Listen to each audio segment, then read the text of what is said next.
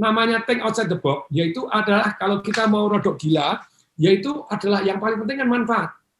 Jadi jangan terjebak aturan-aturan yang ada. Jangan terjebak yang paling parah, persepsi kita.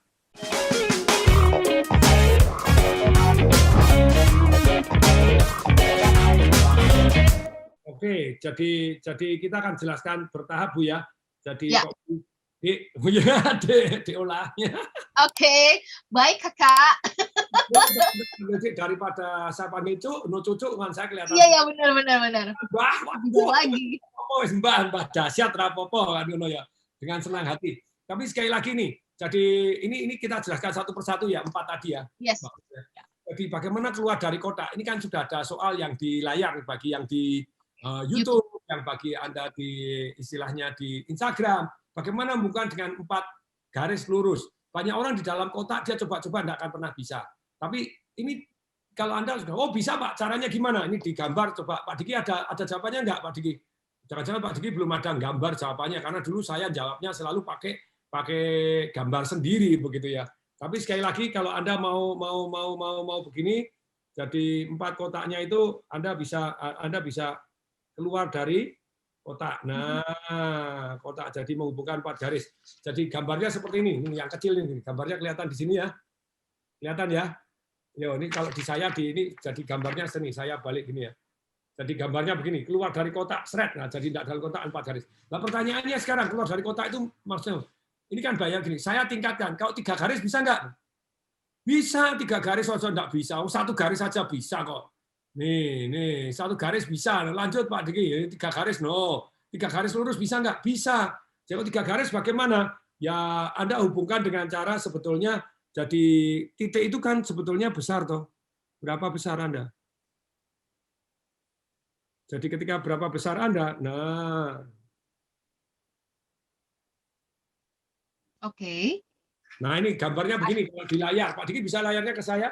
Nah, kalau saya ini kalau 3 garis, nah ini 1 garisnya adalah di atas, kemudian turun ke bawah, tengah sampai tengah, satunya sampai bawah, sampai sana, sampai akhirnya ketemu, garisnya balik lagi ke sini. Nah ini kena atasnya, kena tengahnya, kena bawah titiknya. Boleh ke atas lagi Pak Tung? Nah ini. Oke, yes, kelihatan. 3 garis itu adalah gini. Pertanyaan sekarang yang lebih kreatif, 1 garis, hah? Menghubungkan 9 titik 1 garis bisa lah, enteng mana sih? Waduh, saya enggak punya ini. Anda bisa ada banyak cara gitu ya. Caranya bagaimana? Pakai cara seperti ini bisa, satu pertama, tapi dengan tidak terhingga lurus, tidak terhingga tipis sekali, 1 putaran dunia balik lagi sampai akhirnya kena. Kemudian yang kedua gimana? Ini gampang. Jadi kalau saya bilang ini kertasnya dilipat aja. Kertasnya dilipat boleh enggak? Ini kan enggak pakai aturan toh. Kertasnya dilipat pas 1 titik toh semuanya toh tinggal dihubungin bisa nggak? Bisa. Dari satu titik begitu kertasnya dilipat, woi bisa nggak? Oke, sekarang begini, titiknya kecil-kecil. Nah ini balik lagi, titiknya kecil-kecil ada 9, kemudian di garisnya pakai spidol, bisa nggak? Titiknya kecil-kecil, garis pakai spidol 1 seret. Nih garisnya pakai spidol. Jadi titik saking kecilnya ini, titiknya kecil-kecil, garis pakai spidol gede, seret, bisa nggak? Nah, maksudnya think outside the box itu adalah saya jelaskan satu-satu dulu ya. Namanya think outside the box yaitu adalah kalau kita mau rodok gila, yaitu adalah yang paling penting kan manfaat. Jadi jangan terjebak aturan-aturan yang ada. Jangan terjebak yang paling parah, persepsi kita. Oh ini enggak boleh, itu enggak boleh, ini enggak boleh. Nah, kadang kita ubah aja aturannya. Dulu wanita enggak boleh sekolah juga, dulu wanita enggak boleh. Jangankan wanita, kita pun zaman penjajahan itu yang paling sederhana. Kalau Anda mau menjajah sebuah bangsa atau membuat sebuah generasi atau gini, jangan boleh belajar mereka. Lepaskan dari akses sekolah, lepaskan dari akses internet, kayak misalnya di Korea Utara, negara yang paling menyedihkan katanya sekarang gitu, karena menurut si Nas Daily gitu ya. Jadi negara yang paling menyedihkan, negara yang paling tidak maju. Bagaimana? Ya caranya Pak, informasinya dijajah. Informasinya satu sumber saja.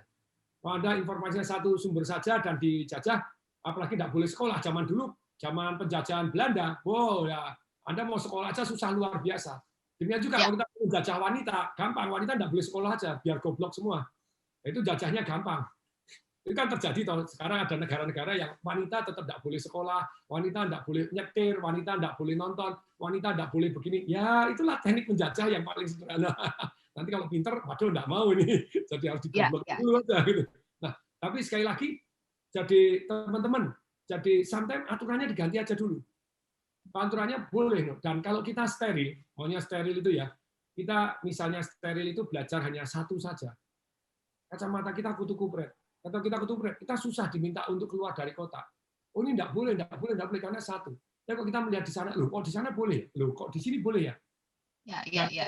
Kutu kupret, kita cenderung membenarkan diri sendiri, tidak toleransi terhadap perbedaan, tidak toleransi terhadap penemuan baru. Menganggap bahwa apa yang kita pikirkan sudah yang paling benar, begitu ya, Pak Atung ya. Kalau oleh zaman. Kayak misalnya pada waktu mulai Gojek keluar, wah mendadak demo-demo. Wah, mendadak demo. Ketika Grab mulai masuk di mobil, wah supir taksi mulai demo-demo. Ya. Ya susah. Kalau Anda tidak meningkatkan diri, Anda pakai kekerasan boleh, tapi kita akan balik ke tempat yang primitif. Nanti baliklah kayak Korea Utara, jadi problem. Nanti kalau Anda komunis, terus kemudian sosialis, tobat Anda baru terasa itu ya. Tidak ada kok negara yang terbukti sukses ketika Anda pakai komunis sosialis. Kekerasan ya. Okay. Nah, Tiongkok pun sekarang sudah boleh punya perbedaan, orang boleh punya kaya, boleh punya begini. Ya, jadi bahkan bisa jadi lebih kapitalis dari kapitalis kan gitu ya. Tapi sekali lagi kapitalis juga tidak memenuhi syarat karena timpangnya semakin lama semakin tinggi. Makanya harus kita inovasi, bukan hanya kapitalis, bukan hanya sosialis. Makanya tuh kalau si Deng Xiaoping dulu kan bilang, ya lu katanya sosialis, Anda komunis, lu kok sekarang orang boleh kaya begini. Anda kok nyontek di negara barat? Jawabannya gimana? Bagi saya kucing mau putih lah, mau kucing mau hitam lah, bisa nangkep tikus nggak? Bisa membuat rakyat makmur nggak? Nah, bisa bermanfaat nggak? Percuma Anda idealis, pokoknya begini, tapi negara berantakan. Tapi nggak bermanfaat gitu ya. Jadi ujungnya inovasi itu adalah harus bermanfaat ya. Nah, itu yang nomor satu. Itu yang kedua, Pak Diki. Boleh kita lanjutkan? Silakan. Diolah, kalau saya bilang Kak. Baiklah. Kalau layarnya Pak Diki. Nah ini. Jadi bagaimana sudah dalam praktek penjualannya ya, think outside the box nih. Ini salah satu think outside the box. Pernahkah Anda berpikir daripada susah menjual, karena Anda jualan Anda yang merasa susah toh. Biarkan customer berebut. Perlu nggak nih? Betul, sering sekali.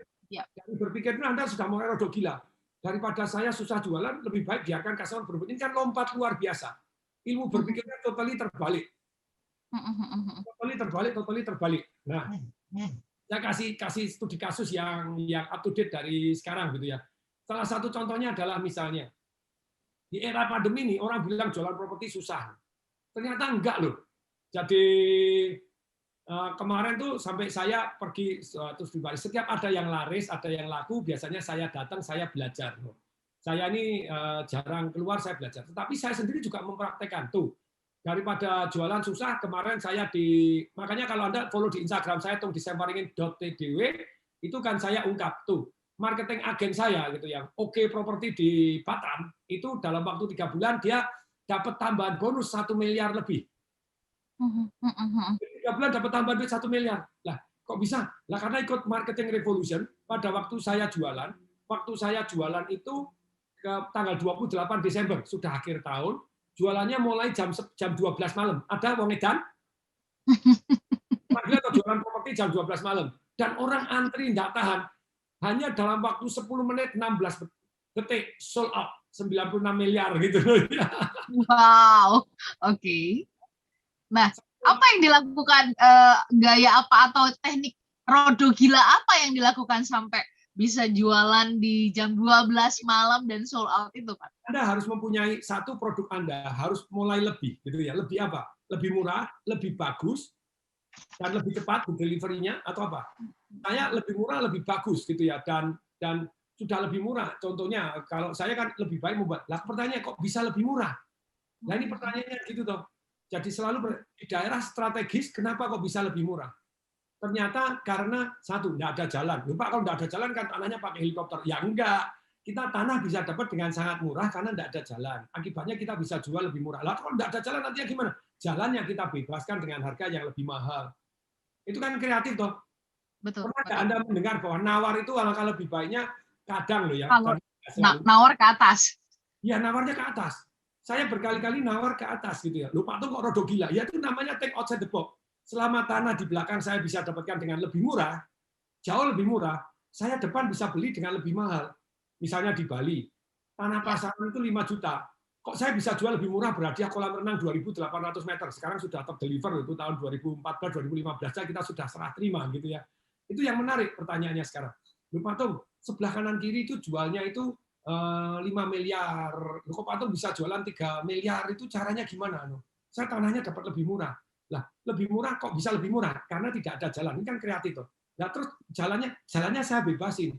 Pasaran 5 juta, tanah di belakang saya dapat 800.000 karena tidak ada jalan. Tidak ada jalan 800.000 tuh. Tanah di depan 5 juta.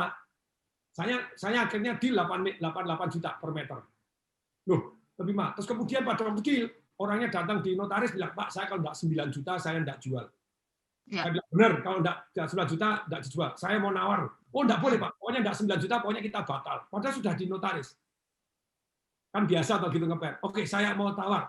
Pokoknya tidak 9 juta. Dengerin dulu, saya tidak mau dengerin, Pak. Kalau kamu tidak dengerin, saya tidak bakalan nyesel, Pak. Oke, 9 juta toh. Sekarang saya nawar. Dengerin dulu. Saya tidak mau dengerin, Pak. Pokoknya 9 juta, tidak saya lepas. Mulai emosi orang. 10 juta, boleh nggak? Itu kaget. Dengerin dulu, 10 juta boleh nggak? Oh, gila dong. Ini namanya inovasi. Nawar lebih tinggi. Jadi jangan nawar lebih rendah gitu ya. Sudah. Kalau 10 juta boleh lah. Katanya kalau nggak 9 juta, nggak mau. Tadi sudah marah-marah.